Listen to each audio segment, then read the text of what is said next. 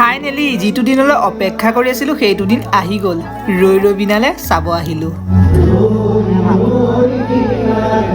বলক তেন্তে প্ৰথম পাৰ ভিডিঅ'টো আৰম্ভ কৰোঁ। গুড মৰ্ণিং সকলোকে। বৰ্তমান গৈ আছোঁ টাউনলৈ। কি কাৰণে আহিছোঁ আপোনালোকে চাগে গম পালেই, ৰৈ ৰৈ বিনালে চাবলৈ। আৰু এটা বিশেষ কাৰণত আহিছোঁ, লাষ্টলৈকে চালে আপোনালোকে গম পাব।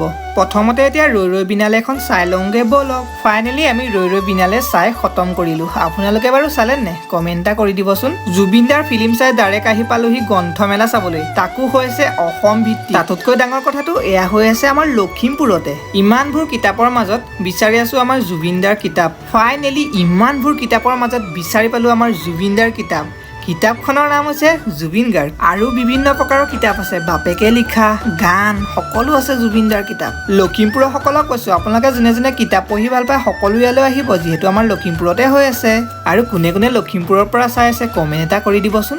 আজিলৈ ইমানেই আছিলে, বাই।